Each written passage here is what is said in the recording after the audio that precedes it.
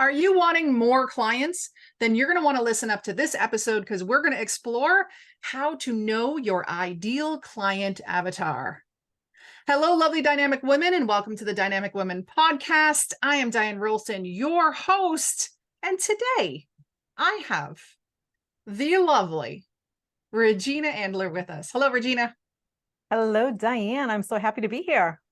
Yeah, this is a good topic.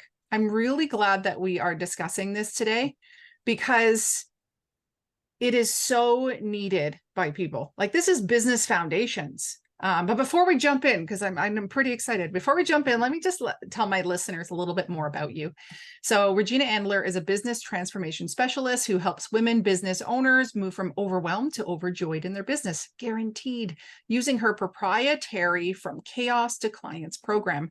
Regina has over 20 years experience as an entrepreneur, having had traditional brick and mortar businesses, online businesses, and multiple multi-level marketing businesses. She's a certified Jack Canfield Success Principles trainer and certified in whole being positive psychology. Welcome, Regina. I am really super happy to be here today. Thank you so much for having me. Great, great, great. Is there anything else you'd like to share with our audience before we dive into this topic of ideal avatars? Well, it's just my passion to help as many people as I can transform their own businesses. And, there's lots of things I like to do for fun too. One of the things I work with my clients, it's not just about all that business stuff that you just talked about in my bio there. It's about the lifestyle stuff too. So on the lifestyle side of things, I'm pretty active there as well. So there's lots of things that I like to do. And I like to talk about that sometimes too. I know you and I have talked about my obstacle course racing. Yeah, well, tell us a little bit about that, because when I bring women on here, they are successful business owners, but I also want to highlight that they're successful in life, because I think that is so important that we have that balance of the two. And hey, we're not just busting our butts in our businesses to just serve our clients. It's also to provide freedom and joy and flexibility in our own lives. So tell us about what you like to do outside of work and obstacle courses. Yeah, so to that point, just that little side note there, if all you're doing is working in your business, you're doing it wrong. There's a life there too. You need to have a life. For me, I am an avid obstacle course racer. And if you don't know what an obstacle course is, it's a giant adult playground. So think about when you were a kid and you played on the rings and you played on the monkey bars and you crawled over things and under things and through things and all that kind of stuff. That's all the stuff that I work with, adult size, in an obstacle course. So some of the big ones that are out there that people might know: Spartan races, Tough Mudder, those kind of races. Yeah, I almost was in a Tough Mudder. I was signing up for it with a bunch of friends. And I don't remember which way it was. I think I was in the maybe second trimester of my pregnancy. And they were like, no, you are not doing it. And I'm actually really glad, because it was the coldest, wettest, muddy day in Whistler ever. So what I just want to follow up with that. What has you loving this type of activity? It's actually kind of funny. I didn't start working out ever in my life. I was never athletic as a kid. I didn't start working out until I was 48, and I'm 60 this year. So, and so I didn't even start working out till I was 48. I did my very first race 3 days before my 50th birthday. And it was literally, I got to a point where I was like, there's got to be something more than this. Yeah. And it was one of those introspective periods in my life where I went, what do I really like to do? And I was like, well, I like to have fun. And was chatting with some friends, and a girlfriend of mine said, hey, I'm going to go do this race. And it was for anybody who's a baseball fan, if you know Fenway Park in Boston, Massachusetts, in the US here, it was a race at Fenway Park. It was a Spartan race. And she said, do you want to come do this race? And I was like, sure, why not? I had no idea what I was getting myself into. Yeah. As soon as I signed up for the race, I went to YouTube and started YouTubing. And I was like, oh my gosh, what did I just get myself into? And then I went, scared out of my wits, because I had no clue and hadn't really trained for it. And after I got done, I was like, oh my God, that was the coolest thing ever. I want to do that again. And I've been training for them ever since. That's awesome. And the kind of the thing I'm pulling from that is the kind of saying yes and then figuring out how to do it later. I love that in my business and in life, and seeing you doing that, even though you didn't know what you were in for, is awesome. Well, let's switch gears into our topic today, because I know that I could have fun talking to you about obstacle courses and all the cool things you do otherwise, but I know the listeners really need this. So let's start off. What do you feel is the number one reason why coaches, consultants, and other business owners struggle to get new clients? Well, the real reason that I see, and everybody who comes to me, 100% of the people that I speak with, they all come to me originally because they're saying, I don't have enough clients. When we start drilling down, the first thing we start with is, who is your ideal client? What do they look like? Yeah. And that is where people stop and say, well, it's this person, or it could be this person, or it could be this person. Yeah. And I have to, put the timeout up and stop them and say, everyone is not your client. And that is one of the Yes. biggest things that a lot of people think. Us business owners are very passionate about what we do. We know something. Whether you're a nutrition consultant, a life coach, a business coach, you own a business that you're doing something else. Yeah. We're passionate about what we do. For sure. And we're so excited about getting that out there. And we know that it can help lots of different types of people. The thing is that it's kind of like, in the terms of analogies, or it's that spray and pray kind of thing, where we start throwing stuff out there with no specific direction because we don't have that ideal client avatar in mind. Yeah. And we just throw stuff out and see what sticks. And 100% of the time that doesn't work. You'll get a couple things that stick. For the most part, it's not sustainable. So when you think about your ideal client, if you don't know who that person is, if you're saying, I'm always struggling to get new clients, it's really hard to get new clients. If you've ever used that language, then chances are pretty good you just haven't nailed down your ideal client avatar yet. Yeah. Now, we've used the word avatar. For those who maybe aren't fully in business, they may think of Avatar movie or other things around. So can you just give a real simple definition of what an ideal client avatar is? Well, let's just use the synonym. It's your profile. It's, who is your perfect client? What does your perfect client look like? That person is your ideal client avatar. And what makes it so important to know who they are? Because some people might say, well, I have a lot of success just spraying and praying, or just saying I work with everybody. I still get clients. So why do we need to understand this? Yeah, so absolutely. And you will get clients. So if you just, throw your stuff, it's throwing the proverbial spaghetti at the wall and seeing what sticks. Some of it's going to stick. Eventually it's going to fall off because it's not sustainable for long term. Think about who your client is. When you first go into business, chances are pretty good that because you're passionate about what you do, you have a background in it, you have experience in it, you know other people, and a lot of times they're your first clients. So you start out and you have like a built-in little client base. For a sustainable business, the client base are people who don't even know you exist yet.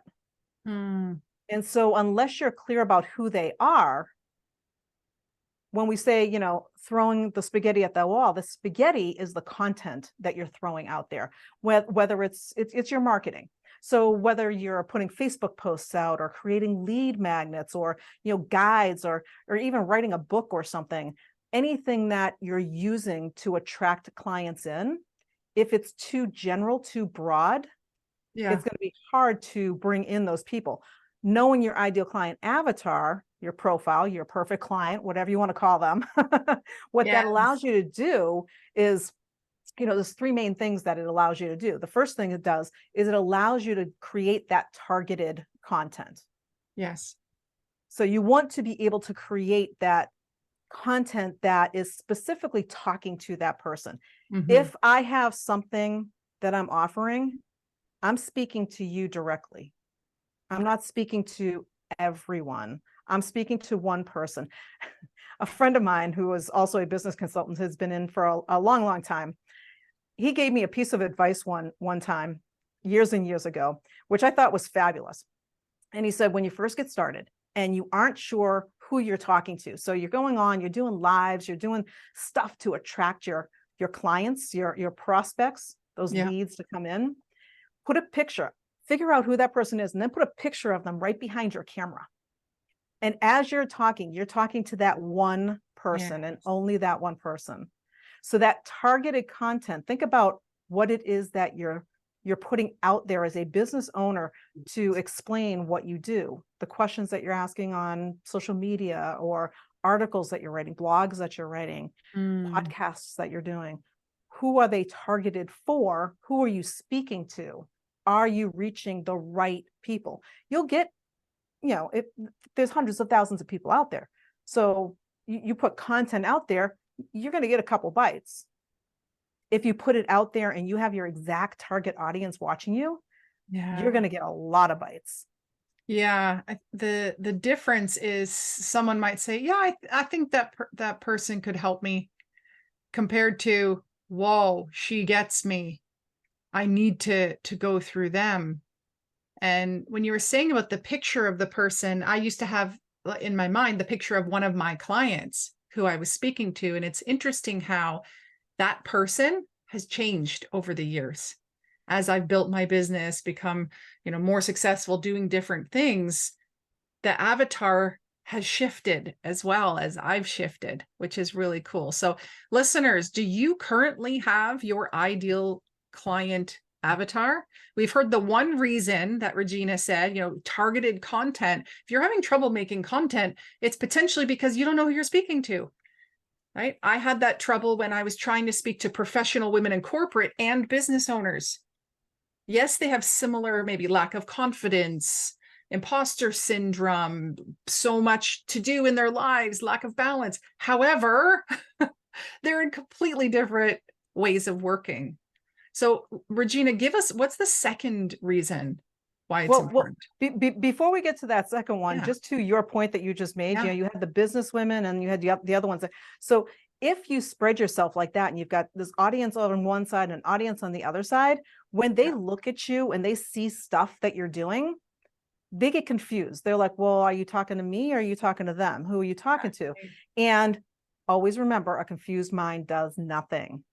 So even though they might be your ideal client, they're not going to buy from you because they're confused of what you do.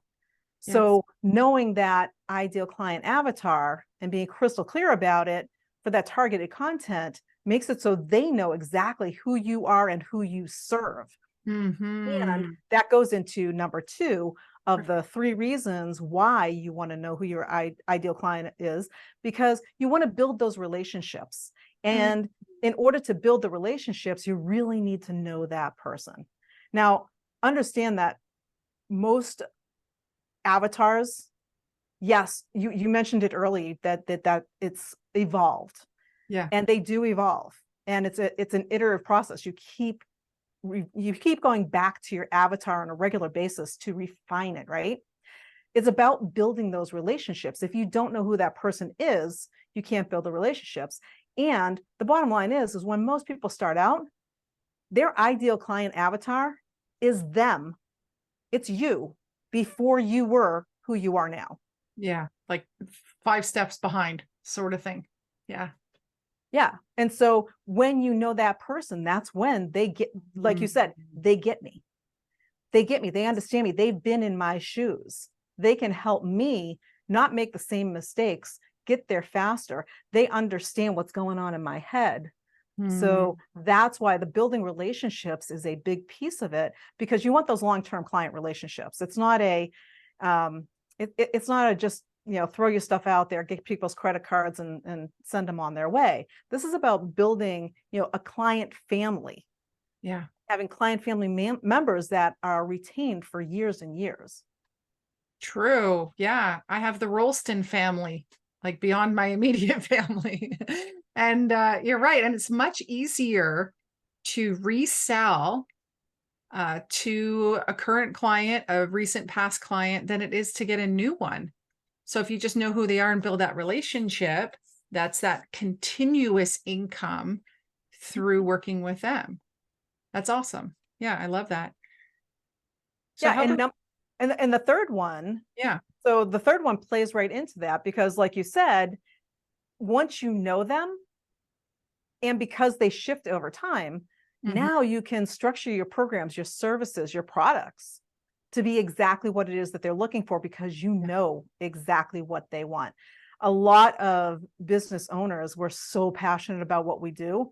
We're like, oh, we've got this, we've got this, we've got this. I know I can help you do this. And it's not about us. It's that old the WIIFM, what's in it for me?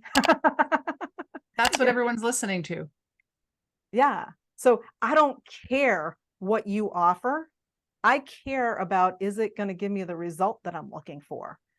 And so when I know that person, when I really get into that person's brain and I understand them, build that know, like, and trust, build that relationship, now I know exactly how to help them and give them the result that they're looking for. So you can supercharge your programs. That's the third one. You can supercharge your programs just by understanding who they are and make them that much more in demand.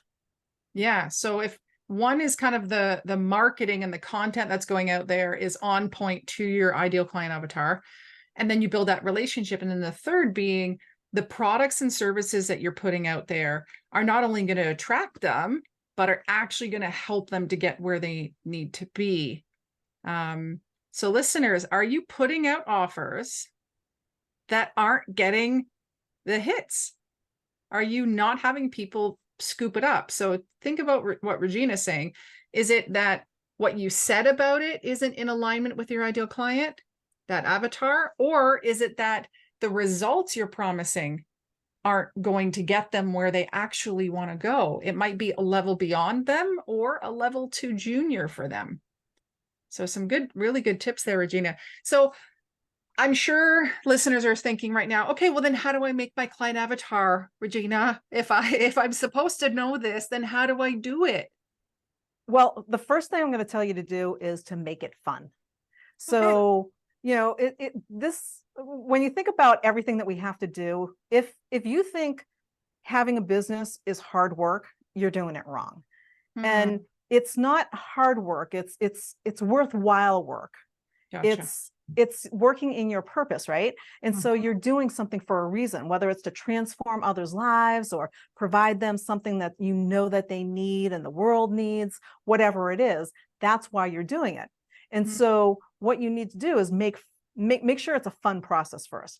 Now, the first thing to do is look inside. I mean, who were you? Who were you 5 years ago? Before you were who you are now, what did you look like? What did you want? Who did you go looking for? What were your criteria? So when you think about the characteristics of your ideal clients, it always starts with the demographics, right? We start about, age, location, income range. Those are all the basics. And a lot of time people stop there.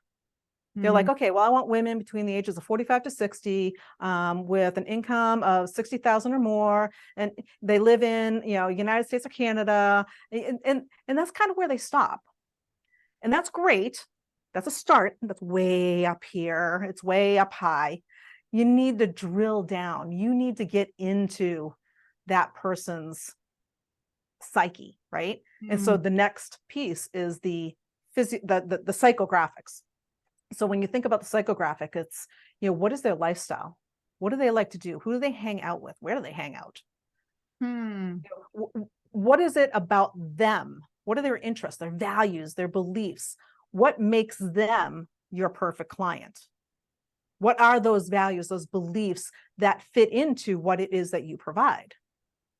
You could have like the perfect demographics, and then the psychographics don't match at all. They're not your client. True. And the reality is, with the billions of people that are walking the face of this earth right now, your clients are out there. It doesn't matter what you do. It doesn't matter how many people are doing what you do. Your clients are out there. There's more than enough people. And certain people resonate with certain people. So, 20 people, 1,000 people could be all doing the same thing. And they're going to work with you because they resonate with you because you get them. Yeah. And so, yeah, go ahead. I was just going to, I really encourage anyone listening to this, if you don't have your client avatar done, you need to stop right now, get a piece of paper, rewind, and go and listen to all these golden questions that Regina just asked, because she's giving you both sides of it, the demographics, the psychographics, and that's where it starts, plus the really cool activity of where were you 5 years ago, or when, at the position your client is, and ask yourself, what did you want then? What were your obstacles then? What were the things you desired then? Like, what were your pains and your pleasures, sort of deal. And this is really going to help you to move forward. I know that actually doing this activity with a trained coach and who can do this with you is good, because as the Les Brown quote says, when you're in the, you can't see the picture when you're in the frame, right? And so you need that kind of outside source, but at least this will give you a really good starting point. So that's kind of the first thing to do. Are there other things that they should be focusing on in order to kind of get where they need to be with this? Yeah, again, think about where you were, right? Because there's the wants and desires for what they actually are looking for. So if they're looking for you, so you have something, you have something that can solve a problem that they have. If you think about I'm going to reverse these, because I usually talk about their wants and needs and then go to the hot buttons. We're going to reverse it. We're going to put the hot buttons first. Cool. Because the hot buttons are, I don't like to call them pain points. People call them pain points. I call them hot buttons because it sounds a little bit nicer. And it's really, it's what's going on? What's keeping them up at night? What is keeping your ideal client up at night? What kept you up at night 5 years ago? And what are you assumedly struggling with? What is that perceived struggle that you have that you just can't seem to resolve? And you, as the business owner, know I can help them fix that. And so I have a solution for that. And so when you know what those hot buttons are, when you know what keeps them up at night, now you can think about the next piece, because the next piece of it is for them to relate to you. And that's okay, so I don't know, Diane, do I like you? You seem like a nice person. Yeah, we resonate. Yeah, the energy is good. However you look at it, some people look at it and go, I talk about energy a lot when I work with my clients. I'm kind of a energy science geek. That's another one of those little side notes about me. Yeah. And so I use the idea of energy a lot. And when you think about it, it's funny because I have a couple magnets. I don't have them with me right now, but I have a couple magnets, and I'll put the magnets together and say, when you have them and on the right sides, they click together and they stay together. You turn one of them around, it starts repelling. Now that one that you just turned around, it could be the right demographic. It could be you have a solution that they're looking for. Something about you and them just don't mesh, and that's okay. Yeah. A lot of people think that everybody needs to relate with me. And the reality is that we're all different, and we relate in different ways. We teach in different ways. You go from a business coach to a business coach to a business coach, and every single one of them is going to have their own style of teaching and how they give the information. I have worked with people in the past where we went through a ton of stuff and they got results. Something wasn't quite right though. And I referred them off to somebody else. The somebody else told them the same exact thing that I told them. And they went, oh, I get it now. Sometimes that happens. If you've ever had that happen to you, where it's like somebody says something to you over and over and over again, you're like, I really don't understand what you're talking about. Somebody else says the same exact thing. You're like, oh yeah, I get that.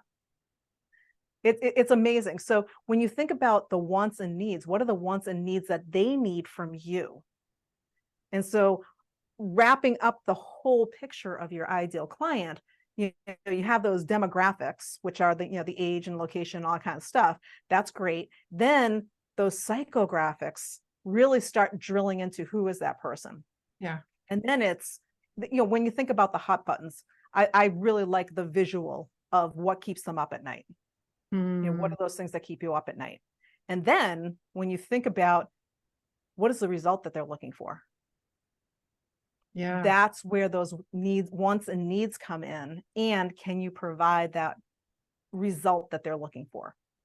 Yeah. And sometimes they maybe are staying awake at night going, oh, I still didn't do that thing. I still didn't put in that proposal for that conference. I still didn't call that client. And maybe they're upset about that, but they don't actually understand the reasoning underneath it. And that could be where you would come in, right? You have to educate them that maybe some of their hot buttons are actually caused by something else, and you can solve that. And so you're going to know that, though, for your targeted audience, with your targeted content, with your basically your targeted course as well. You're going to be able to speak to that. So that's really good. Yeah. And when you think about that, so think about who that person is. Now, chances are pretty good you're going to outline that ideal client avatar. What I have my clients do is I actually have them write it out in narrative. So, Sarah is a 45-year-old married woman who lives in, suburban, whatever, has 2.5 kids, whatever the demographics, loves to hang out on Facebook, loves to do obstacle course racing, whatever, whatever that picture is to actually describe that person in great detail so that when you're creating content, you're talking to that person.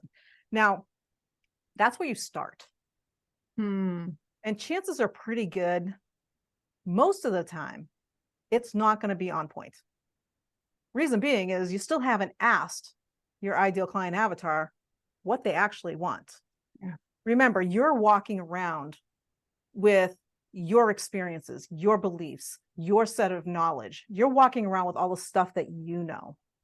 They're walking around with all the stuff that they know, all of their beliefs, all of their values, all of their experiences, which is not the same as yours. So once you get that outline, that's why I say make fun of this, have some fun with this, right? Yeah. Go and create that outline, create that little narrative, give them a name. And that actually helps if you want to get that picture to put behind your camera too. Yeah. True. I actually have a picture. I have a picture, and my avatar, her name is Sarah, and I have a picture of Sarah. So good. So when I start writing content and I start scrolling, because my squirrel mind will start going, oh, I could talk to this person. I could talk to this person. I'll be like, no, I'm talking to Sarah. Take a look at Sarah. This is who I'm talking to, and that's who I write for.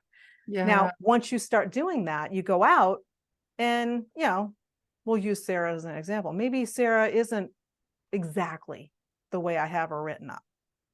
How do I know that? I know that because I go out and I ask her. Once you have an outline of who your ideal client avatar is, you go out and you find them. And I have to tell you, I've been telling so many people this, and for some people who have never used the search bar on Facebook, there's, I think the statistics are currently, there's almost 3 billion people on Facebook. So chances are pretty good, no matter where you do business, your avatar's hanging out on Facebook.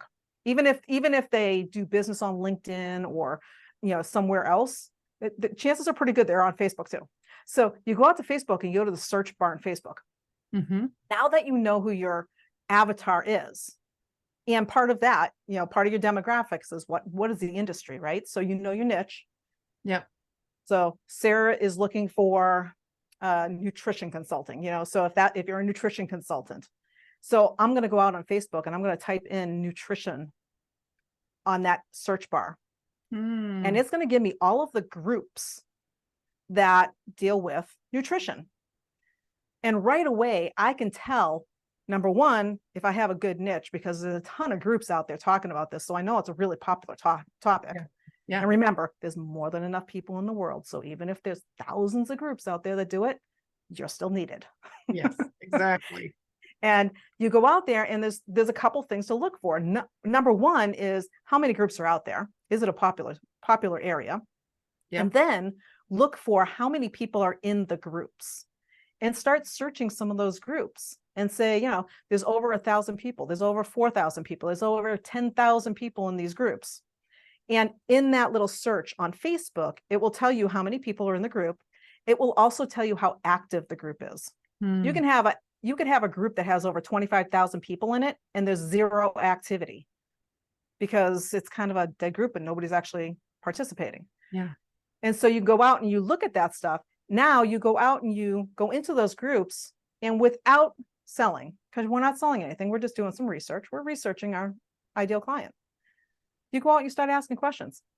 Hey, what are you looking for when it comes to nutrition consulting? What kind of stuff what are you looking for as a consumer in nutrition consulting? Are you looking for, you know, meal plans? Are you looking for supplements? Are you looking, what are you looking for?